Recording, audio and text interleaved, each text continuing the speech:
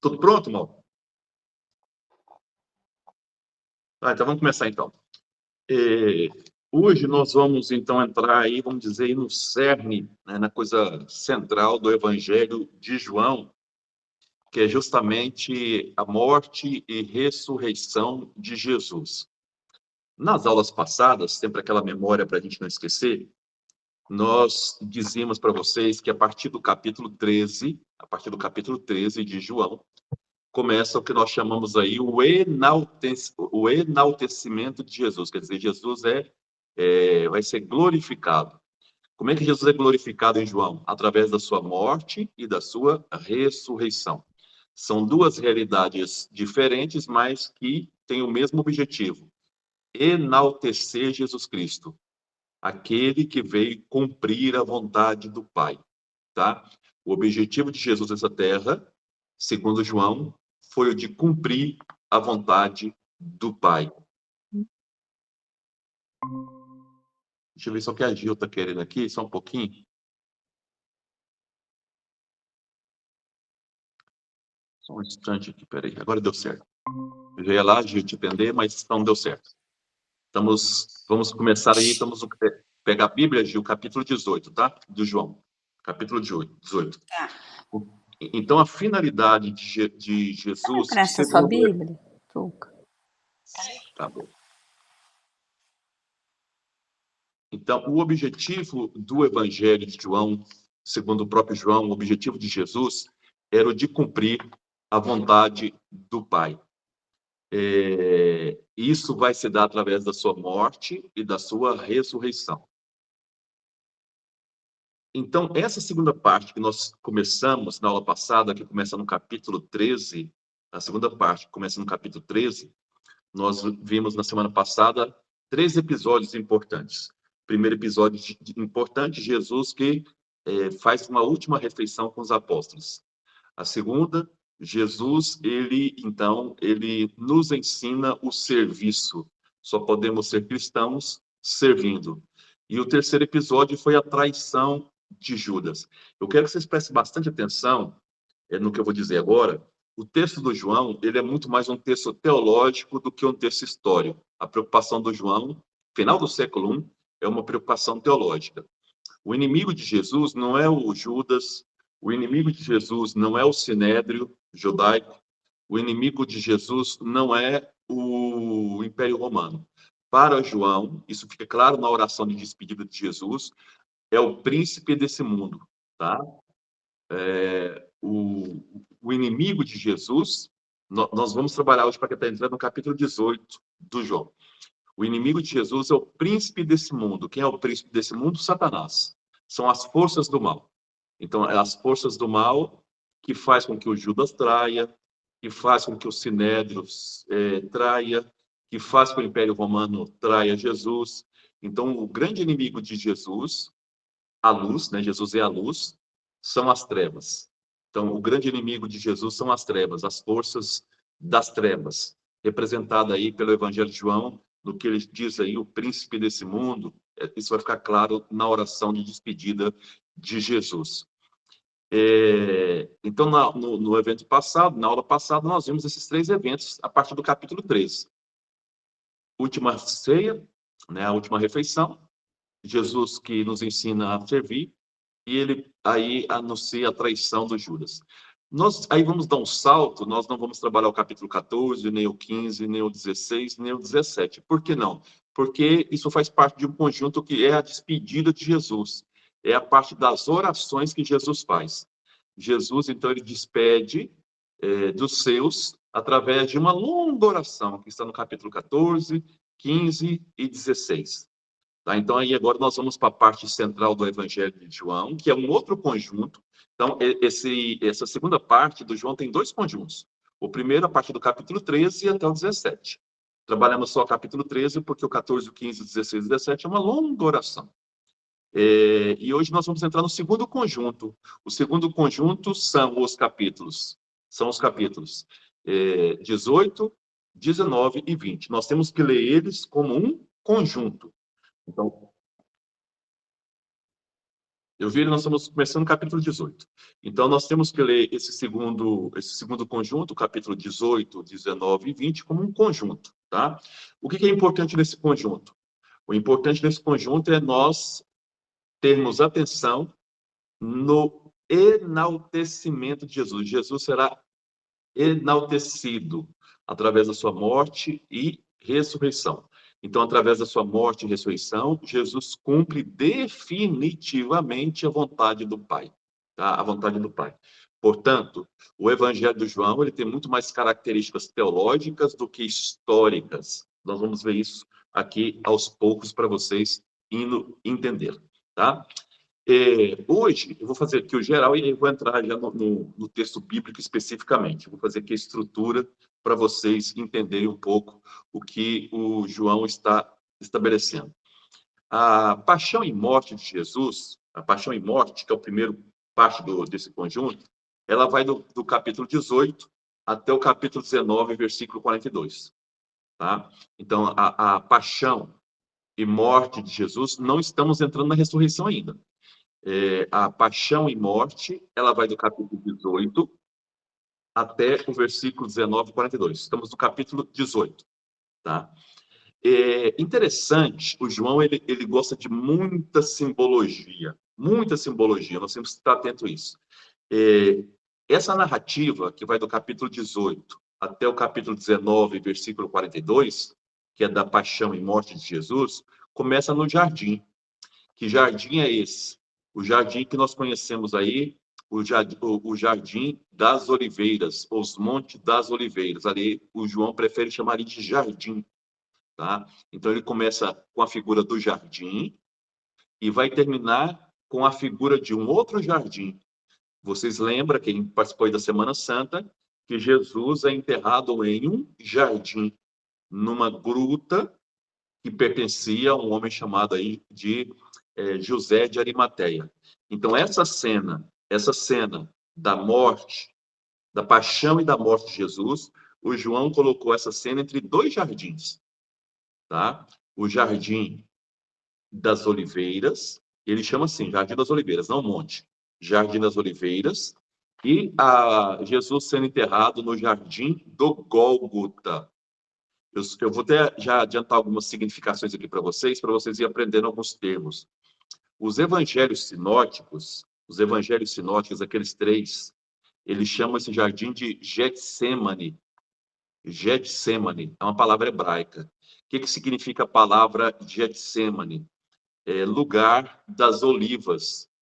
Porque aqui naquela região onde Jesus foi preso, né, existia um grande olival, né, de olivas. Até hoje, quem vai em Jerusalém e visita esse lugar, né, onde foi os últimos momentos de Jesus, vai ver ali ainda a presença de oliveiras. Tem ali hoje um cemitério judaico, tem algumas igrejas que foram construídas, mas você percebe claramente ali ainda a presença de oliveiras, tá? Então, os sinóticos, os evangelhos sinóticos, que são Mateus, Marcos e Lucas, chamam ali de Monte das Oliveiras, ou Getsemane. Na Bíblia aparece a palavra Getsemane, que significa lugar das olivas, tá? Ou dos olivais. O João prefere chamar de jardim, jardim das oliveiras. É assim que o João vai chamar nos seus textos, só para vocês saberem a diferença entre os sinóticos e o João. Enquanto o João chama de jardim, os outros vão chamar de Getsemane, que é justamente aí o lugar das olivas. Hoje, agora, a parte histórica, isso não está no João, não, vou explicar uma coisa para vocês. Naquele lugar, hoje nós sabemos, inclusive quando eu viajo com pessoas ali, eu levo ela nesses lugares, naquele lugar ali, existia e existem ainda algumas cavernas. Uma caverna hoje virou uma igreja, onde Jesus foi preso. Outra caverna é onde Jesus, segundo o Evangelho de Lucas, ele rezou o Pai Nosso. Ali, então, nesse Jardim das Oliveiras, existem algumas cavernas.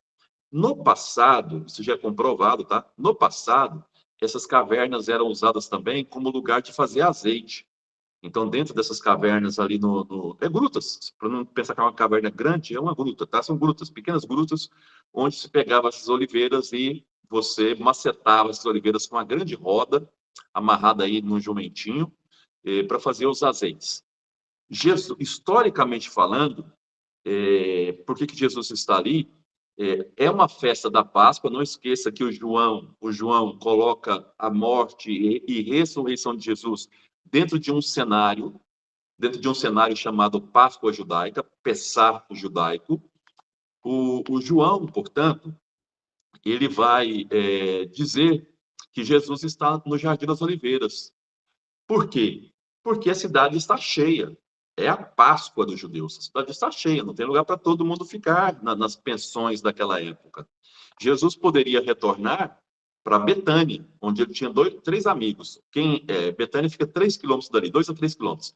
E quem vivia em Betânia? Viviam Maria, Marta e Lázaro. Jesus poderia voltar com o seu grupo para ficar ali. Mas ele prefere ficar no Jardim das Oliveiras. Por quê? Porque tinha essas cavernas que ele poderia passar a noite ali, tá? Como passou várias vezes, segundo o próprio Evangelho de João, quando Judas vai buscá-lo, segundo o Evangelho de João, Judas sabia onde ele estava, porque ele já tinha passado muitas vezes ali. Então, fica muito claro que era uma prática de Jesus não criar incômodo e ir dormir na casa dos amigos. Ele preferia ficar nessas cavernas, ali no Jardim das Oliveiras.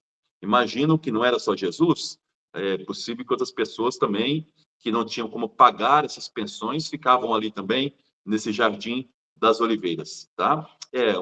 Nós estamos aí no mês de abril, março para abril, que é um período que já não é frio, então as pessoas, com certeza, usavam daqueles lugares para poder dormir, para no outro dia fazer parte aí da festa. Mas, Guto, onde essas pessoas tomavam banho? Tem uma coisa que a gente não presta atenção no Evangelho de João, bem no início, eu vou ler aqui só para vocês perceberem uma coisa que ele fala que ninguém presta atenção.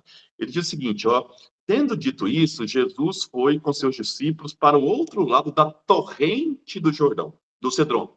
Torrente. Torrente é o quê? Rio. Rio. Então, ali no Jardim das Oliveiras, hoje não tem mais esse rio, por quê? Porque tudo é canalizado, mas na época de Jesus, ali é uma montanha que desce água e se forma um pequeno riacho, não é um rio, um pequeno riacho das chuvas. Então, como nós estamos em março e abril, ainda ali tinha água, a água das chuvas, que nós chamamos do inverno, águas de dezembro, janeiro e fevereiro. Então, ali tem um pequeno riacho onde as pessoas tomavam banho, bebiam água, bem no Jardim das Oliveiras. De novo, hoje não existe mais esse rio, esse riacho. Vou chamar de riacho aqui para vocês entenderem. Porque hoje está tudo asfaltado, está tudo com cimento, está tudo, hoje, vamos dizer, canalizado. Mas na época de Jesus, não. Na época de Jesus é muito claro, você vê a montanha, é como se fosse uma grande bacia, para quem nunca foi naquela região. Desce o Jardim das Oliveiras, desce a montanha do Jardim das Oliveiras, e depois sobe uma pequena montanha para Jerusalém. Então, cria-se assim, ó, minha mão, precisa entender, assim, ó, aqui na mão esquerda o Jardim das Oliveiras, na mão direita Jerusalém, e se encontra aqui no fundo. E nesse fundo é onde, com as águas da chuva, ali vinha, logicamente, essas águas e formavam essa torrente, que é um pequeno riacho. Então, só para mostrar, muitas vezes as pessoas não prestam atenção, o próprio João fala desse pequeno riacho que existia ali. É só uma questão histórica para vocês, quando forem ler, entender que Jesus estava ali. Por quê? Porque a cidade está cheia. E Jesus, então, usava dessa estrutura do Jardim das Oliveiras para ficar com seus. E o João e o Judas sabia dessa situação, tá bom? Só para que vocês entendam. Fabrício, estamos no capítulo 18 de João. Então, esse é o primeiro ponto. Então, vamos aqui fazer só um itinerário do capítulo 18 e capítulo 19, só para ir facilitando para vocês a leitura. Tem um pequeno cenário que o João vai criando, onde Jesus passa. Primeiro lugar, né, o primeiro cenário, é justamente o Jardim das Oliveiras. Ali é o primeiro cenário, tá? O segundo, dali, Jesus é conduzido para uma casa do Anás. Essa casa é onde hoje está uma igreja chamada Igreja do Galicante, fica exatamente ali em torno de 1,5 km do Jardim das Oliveiras, subindo. Essa casa do Anás e do Caifás, né? Que um era sobre do outro, fica hoje fora dos muros de Jerusalém. E naquela época também, ficava fora dos muros de Jerusalém. Era um palácio, tá? O palácio de Anás e Caifás. Então, Jesus é levado para ali, tá? Para esse lugar. Nós estamos aqui à noite, tá? À noite. Quando Jesus chega a esse palácio, possivelmente já é de madrugada, tá? Andando, essas questões todas, Jesus vai chegar aí, possivelmente a partir depois da meia-noite. Por que a gente sabe que é depois da meia-noite? Porque antes, não esqueçam que ele participou de um jantar na quinta-feira. Ele participou de um jantar, né? Depois que ele vai para o Jardim das Oliveiras, para o quê? Para dormir. Para dormir. Então, é possível que Jesus tenha chegado já na parte de madrugada ali nesse jardim, nessa casa, nesse palácio. Não uma casa, um palacete do Caifás, do Anás e do Caifás. Tá bom? Depois dali, Jesus, então, ainda na madrugada, isso deve ser bem cedinho já, na madrugada, ele é levado, isso que narra é o João, porque bem cedinho, na parte da madrugada, bem cedinho, ele é levado, então, para o pretório. O pretório é onde estava o Pôncio Pilatos, é a parte romana. Eu estou tentando aqui dar a geografia para vocês entenderem isso. Ele sai de um lado da cidade, de Jerusalém, tá? Para entender, do lado esquerdo. Do lado esquerdo de Jerusalém, fora do muro da cidade, está a casa do Caifás, tá? Ele sai de lá, passa por dentro da cidade de Jerusalém todinho, do muro, passa por dentro, e vai lá para a outra ponta, onde estava esse pretório, esse pequeno palácio romano. Está lá nesse pretório. Então, do lado direito, bem próximo, tudo ali bem próximo do Jardim das Oliveiras. Então, Jesus é levado aí para ter uma entrevista com Pôncio Pilatos. Esse é o terceiro posto de Jesus. Estou fazendo aqui para vocês como que o João ele esquematizou essa cena. Ele criou uma cena. Jesus no Jardim das Oliveiras, depois Jesus vai para ser investigado pelo Caifás, Anás, melhor dizendo, Anás. Depois ele vai para o pretório. O terceiro posto é esse, pretório, que é o lugar ali onde estava o governador, chamado aí Pôncio Pilatos. Depois dessa cena, o João ele vai colocar Jesus, então, no Gólgota, dali do pretório ao Gólgota, vai dar mais ou menos, subindo, é uma pequena subida que vai dar uns 800 metros, mais ou menos. Que naquela época era fora da cidade, naquela época, fora da cidade. Hoje está dentro de Jerusalém, tá? Que é o lugar do Santo Sepulcro hoje. Então, antes era fora da cidade, que era, já falei para vocês, era uma pedreira, lugar onde os romanos costumavam, então, crucificar as pessoas. Era um lugar alto, fora da cidade, porque ninguém aguentava carniça. Já falei isso para vocês em alguns vídeos e volto a repetir, para quem não pegou esses vídeos ainda. Os romanos, quando crucificavam a pessoa, eles não tiravam essas pessoas das cruzes, tá? Ali, os pássaros, a gente passa esses pássaros que comem cadáver, então ia ali depois e comia esses cadáveres que estavam na cruz.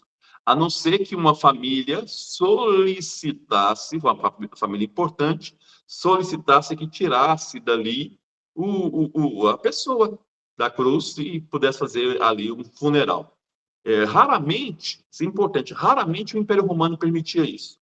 Porque a pessoa que estava na cruz, para os romanos, era um bandido. Era uma pessoa que incomodava o Império Romano, geralmente zelotas. Então, essas pessoas que morriam na cruz, ficavam na cruz, para que os pássaros viessem comer essas pessoas. Vocês imaginam o fedor que era, por isso que era fora da cidade, fora dos muros da cidade, numa pedreira. E a palavra Gólgota é uma palavra hebraica que significa lugar do crânio, já explicando por que lugar do crânio, porque ali se crucificavam pessoas, ficava ali na cruz até se decomporem, né, os animais comendo, os pássaros, e aí então aqueles ossos eram deixados ali, jogados ali. Então a palavra Gólgota, né, que é uma montanha de pedra, quem um dia for a Jerusalém, ou quem já foi a Jerusalém, vai ver aonde foi colocada a cruz, vê claramente o Gólgota, tá? Ali eles colocaram uma espécie de vidro transparente para que as pessoas possam enxergar ainda as pedras do Gólgota. Então, quem vai no Santo Sepulcro consegue enxergar ainda as pedras do antigo Gólgota. E no Santo Sepulcro ainda, só para vocês entenderem isso, ele é uma grande basílica, hoje uma grande basílica, construída a mando do Constantino, imperador do século IV, que a mãe dele era cristã, a Helena. É uma grande basílica, onde está o lugar que era a caverna que Jesus foi colocado o corpo e onde está a crucificação. E para chegar ao lugar da cruz, você tem que subir uma escadinha, o que mostra, de fato, que era uma montanha. Né? Ali você percebe claramente que está subindo uma montanha, um pequeno monte, não montanha, né? Para não exagerar aqui, um monte, onde que era colocado ali as cruzes, tá? Então, Jesus não foi só Jesus que foi crucificado ali, os próprios evangelhos falam de mais dois, mas ao longo da história, a gente sabe que os romanos crucificavam pessoas ali. Tá? E por isso que o Gol é chamado de Gólgota. Gólgota significa lugar das caveiras, porque ali, de fato, os esqueletos, né, ficavam jogados. Jesus não foi jogado e não ficou na cruz, porque um homem importante do sinédrio judaico, chamado José de Arimateia, solicita o corpo de Jesus.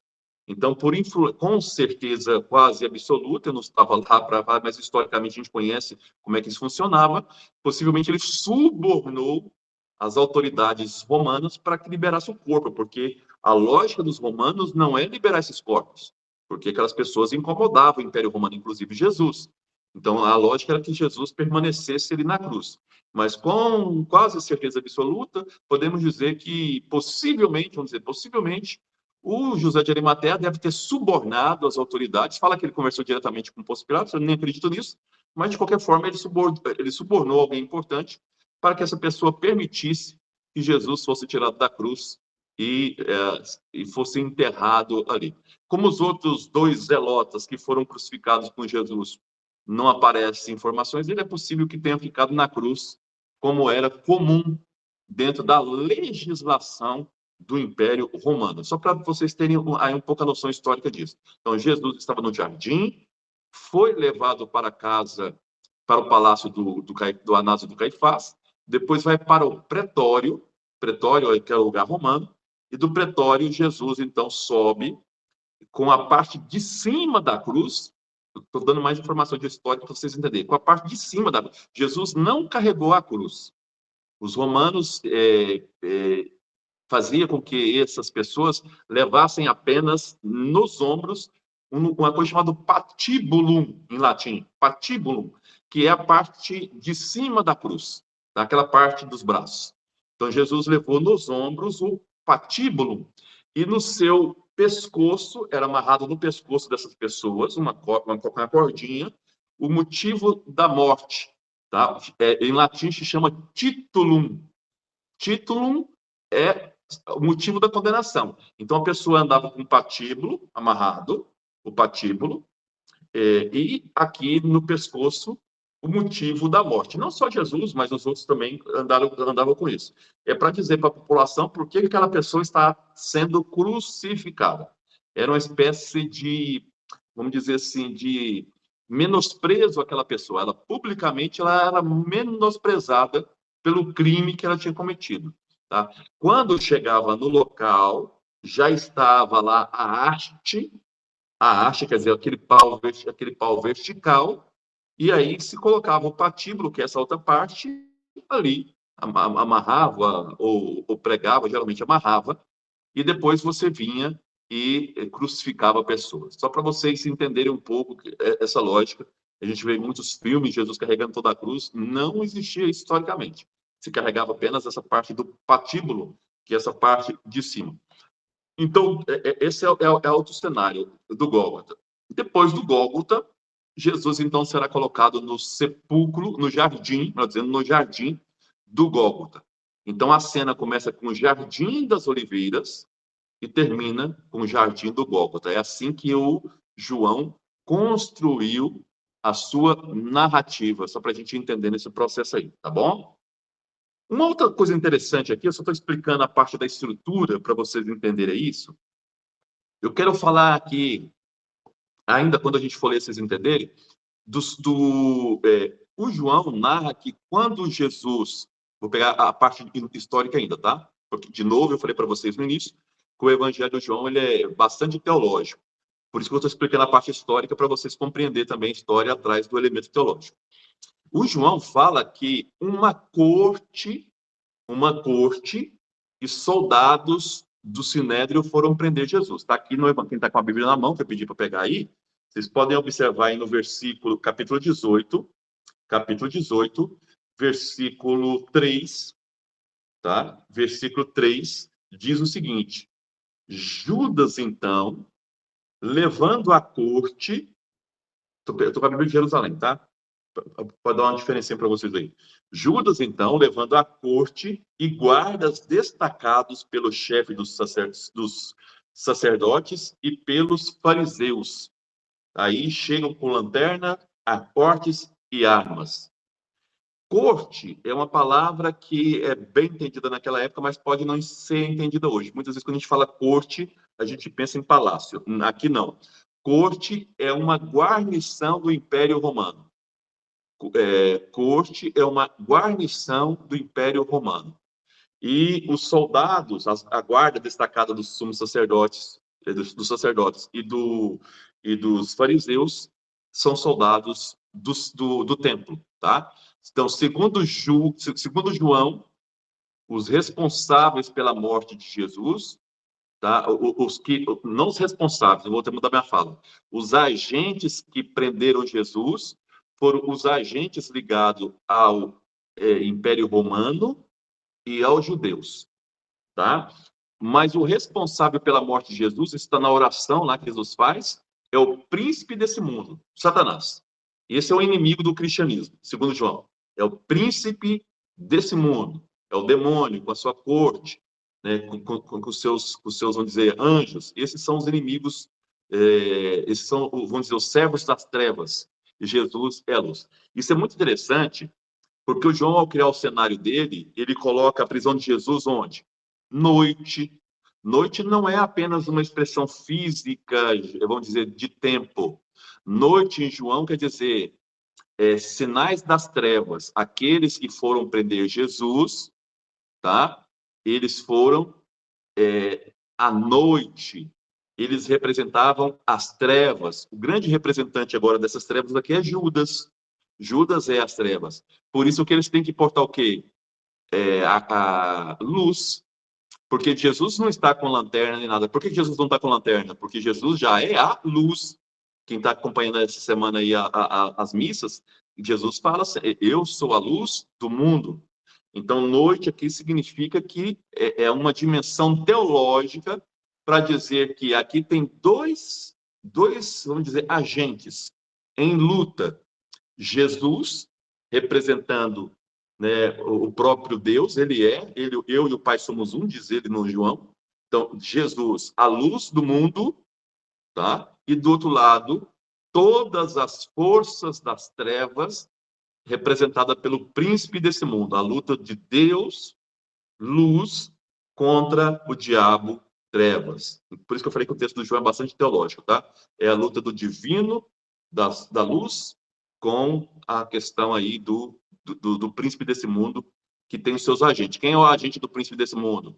Nesse evangelho aqui, Judas Iscariotes, o Sinédrio, com seus guardas, e a corte romana, e aí a figura do Pôncio Pilatos. São agentes do príncipe desse mundo. Isso é um ponto importante. Outro ponto importante aqui que vocês talvez não saibam, eu queria reforçar aqui, isso está lá no capítulo 18, versículo 10. Quem tiver aí, pega que é importante.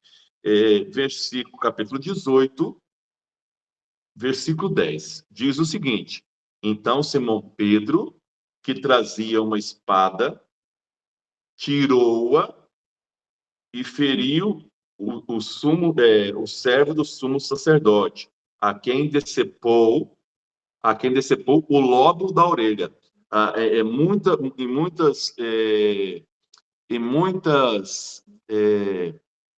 Bíblias vai aparecer a orelha direita, mas a tradução original é lóbulo da orelha.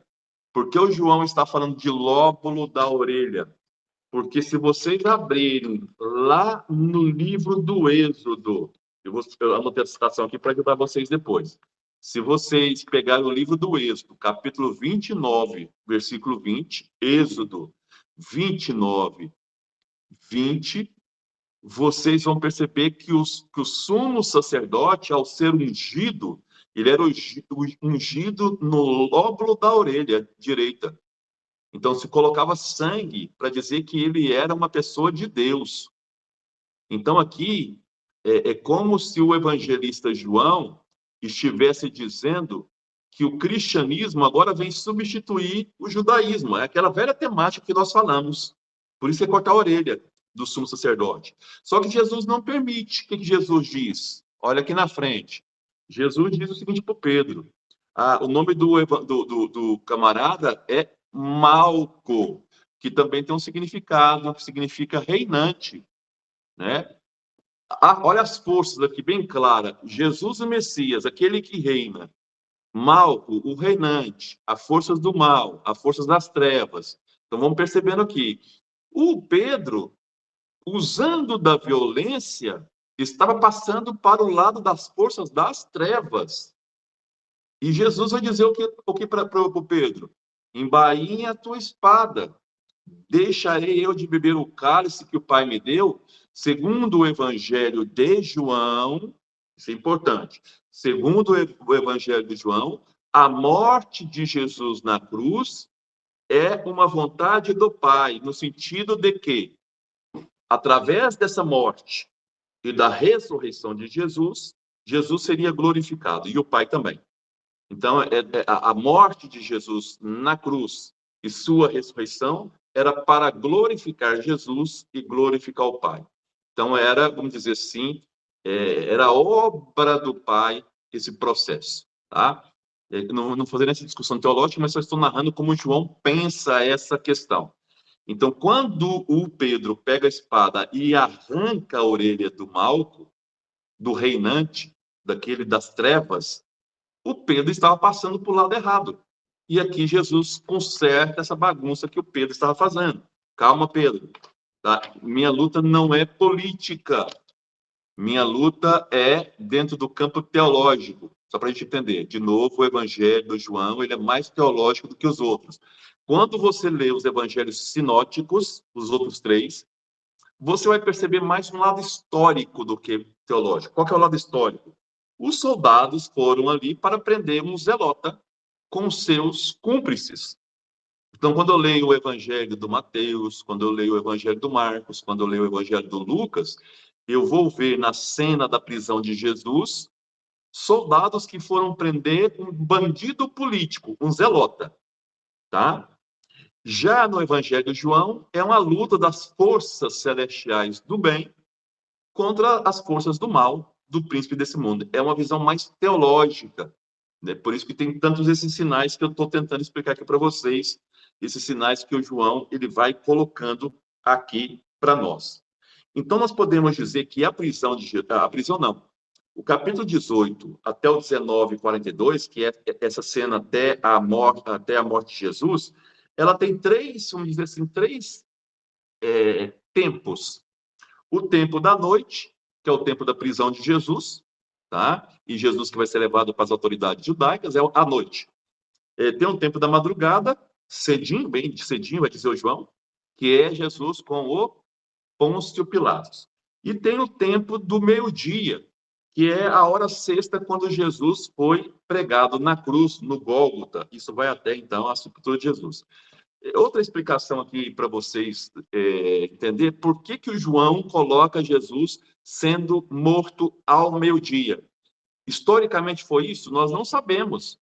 Os evangelhos, já expliquei para vocês, são livros de fé, não são livros de história. Jesus morreu meio-dia? Não. Então, por que morreu meio-dia? Nós não sabemos. A resposta não é não. Nem não, nem sim. Nós não sabemos. Mas por que o João coloca Jesus morrendo na hora sexta, que dá meio-dia? Porque naquele dia, na sexta-feira, ao meio-dia, as ovelhas, os cabritos, as ovelhas, tá? Os cordeiros, melhor dizendo, não ovelha, não cabrito, tira a ovelha e cabrito.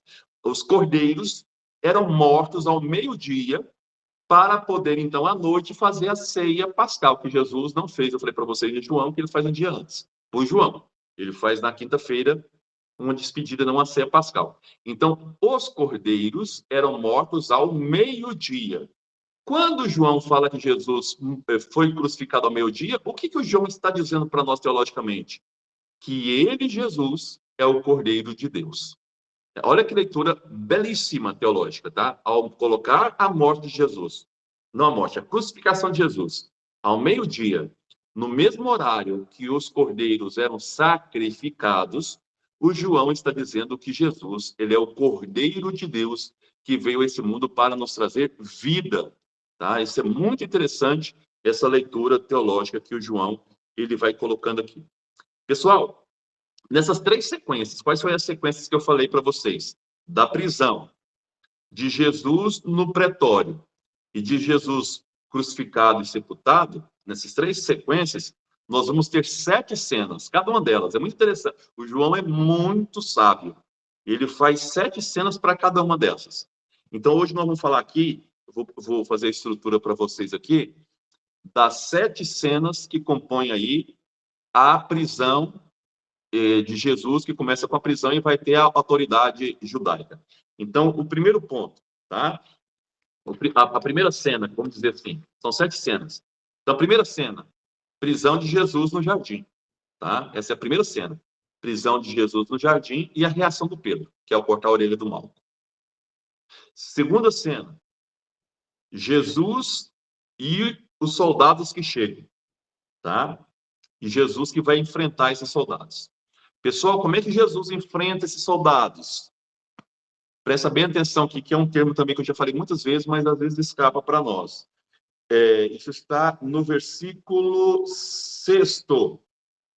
Versículo 6, capítulo 18, versículo 6. Quando diz o seguinte, ó. Desculpa, eu vou voltar no 5 lá, que eu sei que é importante.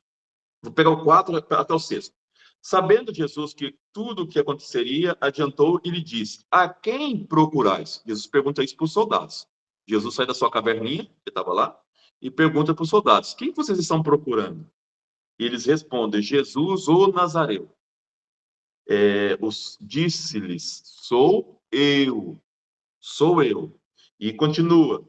Judas, que o traía, estava também com eles. Judas entra aqui como sendo o agente das trevas. Jesus perguntou novamente: a quem procurais? Disseram: Jesus o Nazareu. Jesus respondeu: eu vos disse que sou eu. Se então é a mim que procurais, deixai que esses se retirem, a fim de se realizar a palavra que diz: não perdi nenhum dos que me destes.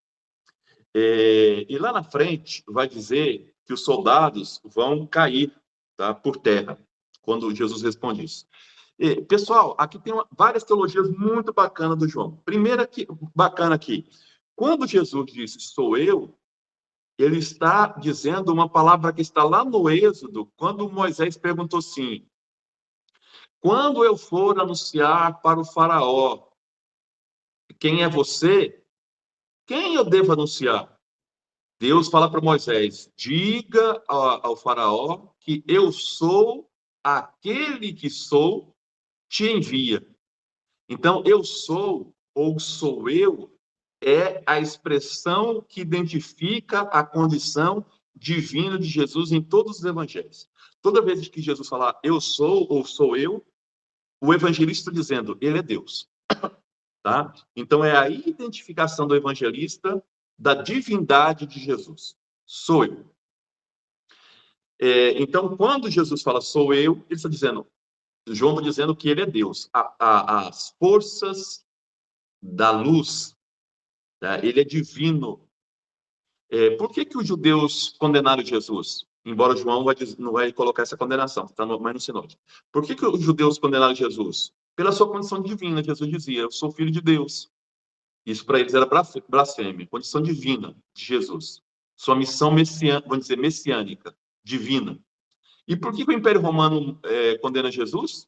Porque Jesus se faz na cabeça do Império Romano, tá? Não de Jesus. Que ele é o Messias, que ele é político. Um mata por questão política. Roma condena Jesus por questão política. Os judeus condenam Jesus por questão teológica. Tá? As duas forças do mal estavam unidas. política romana, religião judaica estavam unidas e eram agentes do mesmo senhor deles. Qual é o senhor deles? O príncipe desse mundo, o demônio, tá? Jesus é Deus, eu sou. Ele é, nesse momento, o agente do Pai. Eu e o Pai somos um. Luz, da luz. Então, é muito interessante a gente observando esses pequenos sinais. Outra coisa, a quem vocês procurais? Diz Jesus o Nazareu. Quando João está escrevendo isso, a palavra Nazareu e a palavra Jesus, na Bíblia de vocês deve estar assim, espero que esteja, tem que estar entre aspas. Porque o João, por que o João está chamando Jesus de Nazareu? Porque o nome dos primeiros cristãos era Nazarenos. É o primeiro nome que os cristãos não receberam o nome de cristãos imediatamente. Isso é com o tempo. Então, o João chama os cristãos de nazarenos.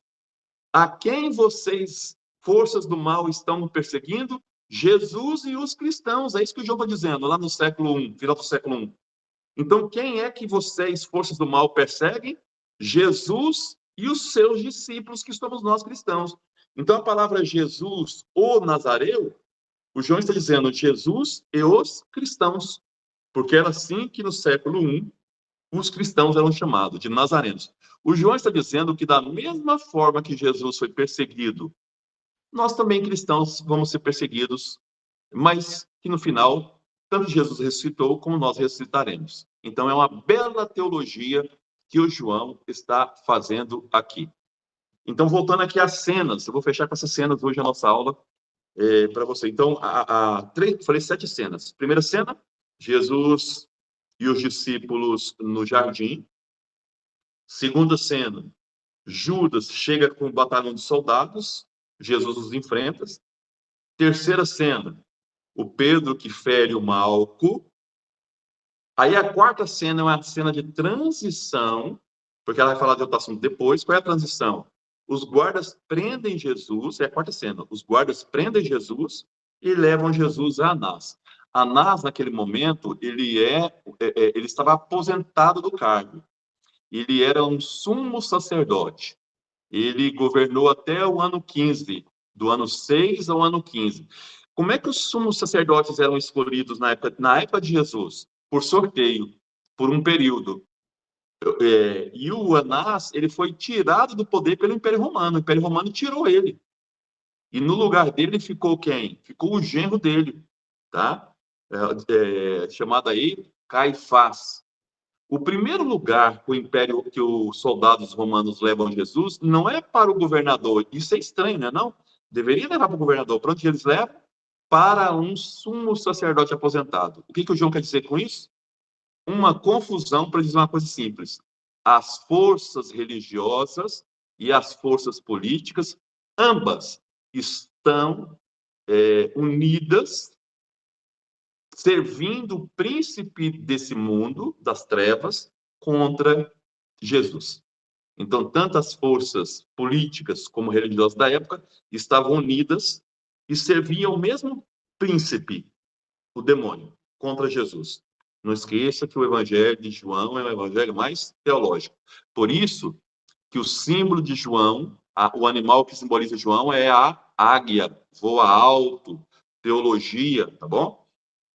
Quinta cena, já no palácio do Anás e do Caifás, vai então Jesus ser interrogado e o Pedro o nega, tá? Então a quinta cena é a negação de Pedro. Pedro nega Jesus pela primeira vez. Depois vai ter um interrogatório de Jesus. Jesus vai dizer: eu sempre falei às claras, falei no templo, falei nas sinagogas, sempre falei às claras. Por quê? Porque a luz fala de dia, as trevas que agem na noite. Então Jesus diz: eu agi nas claras e vocês sabem tudo que eu falei. O que acontece? Ele vai levar uma bofetada do soldado. E depois, então, essa é a sexta cena, o interrogatório. A sétima é a segunda negação do Pedro, quando o galo vai cantar. tá? Já expliquei para vocês 1000 vezes, estão no Evangelho de Marcos. Galo aqui é a corneta do Império Romano para dizer claramente que Jesus foi condenado nas madrugadas. Não condenado, porque o João é interessante, o João não fala que Jesus foi condenado, fala apenas do interrogatório. Nem o Império Romano, desculpa, nem os judeus, nem o Império Romano fazem a declaração final da condenação de Jesus. Os Pilatos, inclusive, lavam mãos no Evangelho de João. Por que o João está dizendo que nem o Império Romano e nem os judeus conseguiram condenar Jesus? Porque a morte de Jesus era para cumprir a vontade do Pai, da glorificação de Jesus. Por isso. Mas se eu vou ler os sinóticos, se eu leio os sinóticos, que são evangelhos mais históricos, o Império, primeiro, Jesus é condenado pelos judeus, depois ele é condenado pelo Império Romano. Mas, quando eu leio o Evangelho de João, só aparece o interrogatório, mas não tem a condenação. Leva para o Pôncio Pilatos, tem um interrogatório, mas não tem a condenação. O João está dizendo claramente, Jesus tinha tudo sob o controle na mão dele. Tá? A luz sempre tem um controle. Não foi o Judas que condenou Jesus, não foi o Império Romano, isso para o João. Para o João. Não foi nenhum desses. Na verdade, a morte da cruz de Jesus foi para a glorificação de Jesus, para a glorificação do Pai. Essa é a lógica teológica do João. Vou abrir aqui, na próxima aula vamos continuar essa discussão. Eu não entrei ainda no Evangelho aqui, só passei a estrutura para que vocês entendam, tá bom?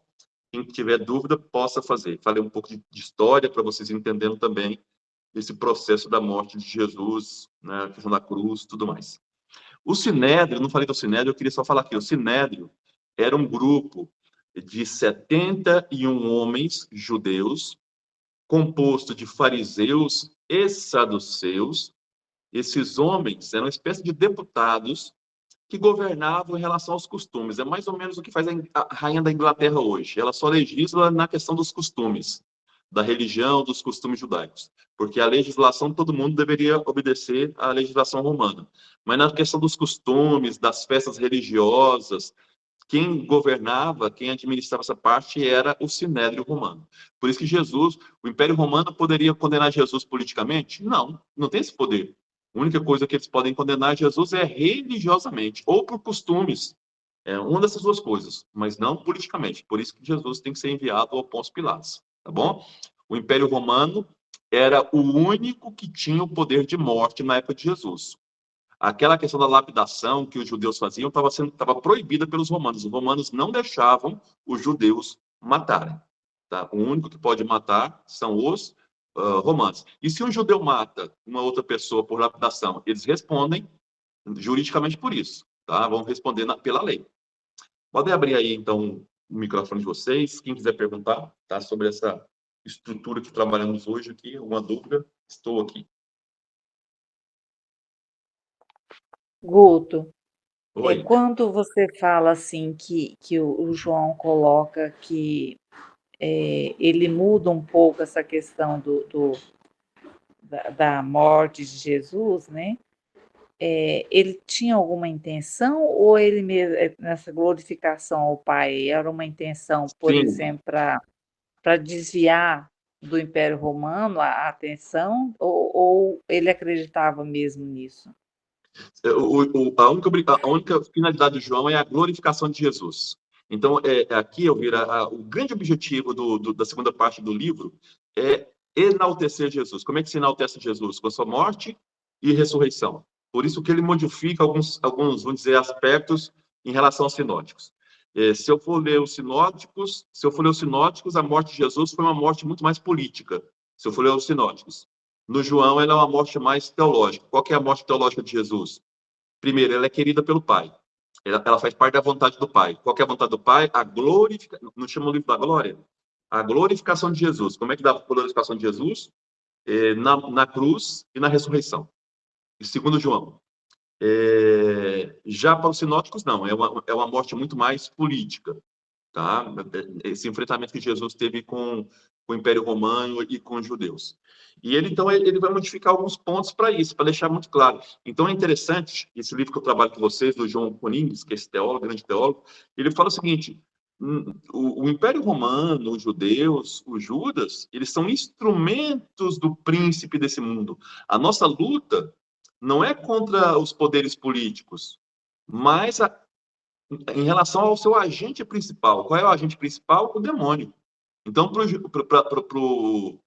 o João, os cristãos eram perseguidos, não era por causa do Império Romano, não é por causa dos judeus, é porque esses eram instrumentos de um mal maior. Qual que é o mal maior? O príncipe desse mundo, o demônio. O demônio. Então, seja, o Satanás, o demônio, ele tem todos uma corte, vamos dizer assim, de servidores.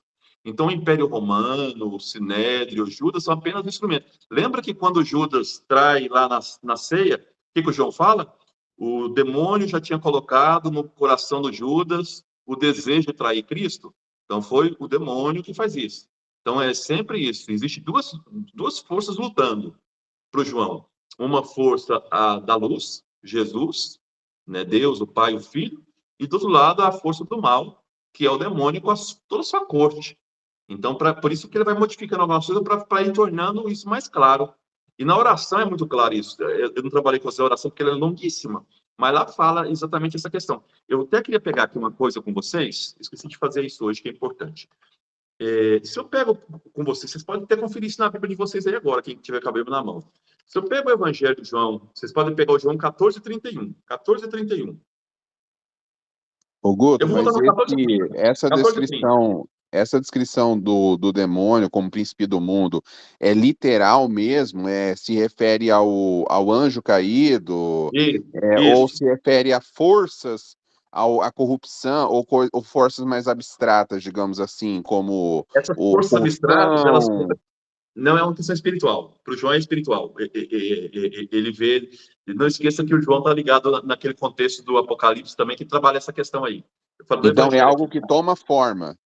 Toma Isso. forma, como um anjo caído, que a gente vê nas representações e tal. Bem medieval o termo. Sim. Olha só, no capítulo 14:30, o que diz aqui? A oração de Jesus. Está finalizando lá, ó. Já não conversarei muito convosco, está dizendo Jesus. Pois o príncipe desse mundo vem. Contra mim, ele nada pode.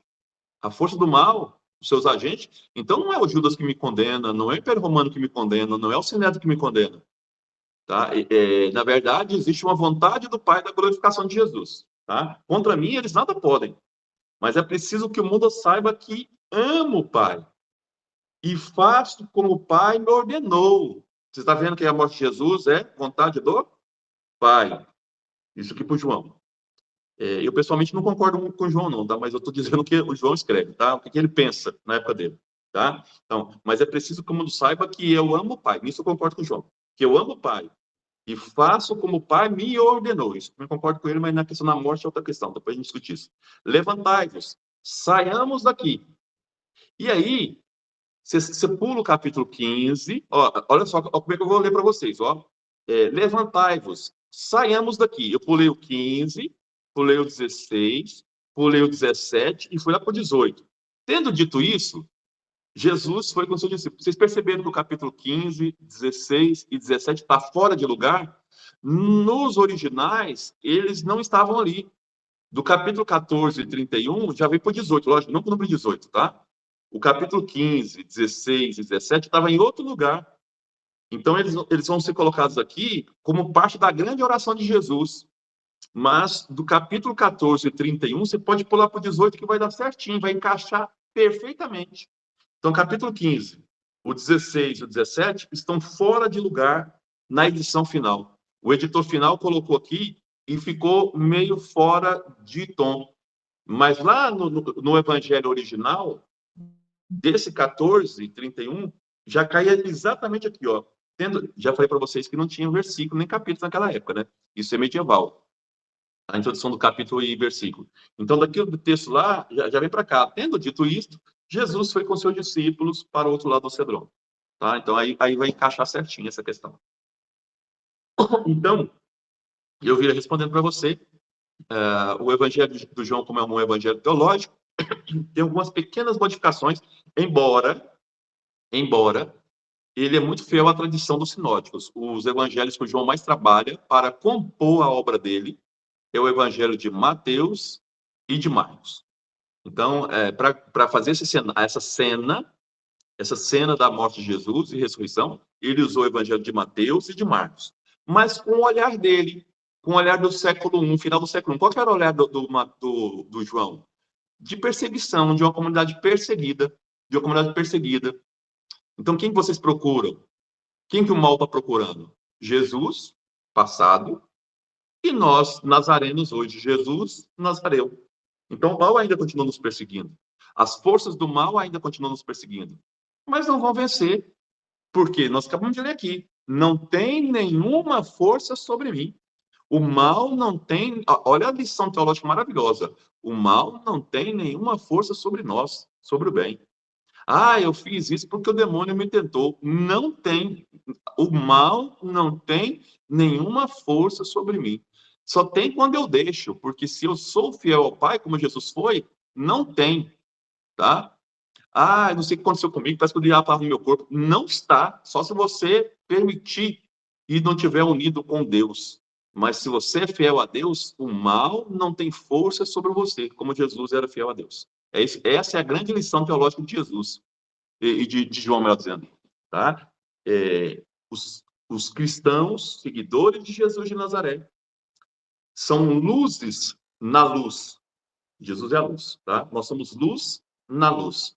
O mal, as trevas, não tem a última palavra em relação a nós. Ah, mas podem matar o nosso corpo? Pode. Mataram Jesus. Vamos ressuscitar. Tá? O corpo é uma coisa passageira. Eu posso morrer agora, alguém me matar, eu posso morrer daqui 20 anos. O corpo é uma coisa passageira.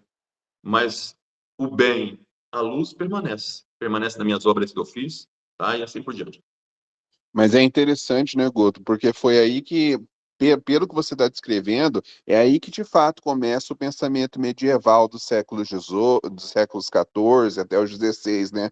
Porque eles começam por exemplo, colocar culpa no povo judeu e que, né, também começa a aparecer com mais frequência a figura do demônio como um tentador, né? Então, pelo que você está mostrando, esse é o princípio ali do pensamento medieval dos séculos XIV, A XV, né, até raiz, os podemos 16, dizer né? assim. A raiz, Isso. isso. E agora, uma coisa aqui importante, viu, Rafael? O João, a leitura do Evangelho de João não justifica a perseguição aos judeus nem ao Império Romano. Porque o que eu já estou dizendo é que por trás do Império Romano e do judaísmo existe uma coisa bem pior, que é o príncipe das trevas. Eles são apenas agentes. O poder do mal, ele está sempre presente em qualquer época. Então a pessoa fala, perseguimos judeus porque eles mataram Jesus. Não é isso que o João está dizendo. João, não vamos dizer assim, lendo ele, não legitima matar ninguém por isso. O João está dizendo que o grande problema do mundo é o príncipe desse mundo, o demônio. Então, quando eu ajo contra alguém, quem está vencendo? O príncipe desse mundo. Quando eu minto para uma pessoa, quem está vencendo? O príncipe desse mundo. Eu sou apenas o agente dele naquele momento.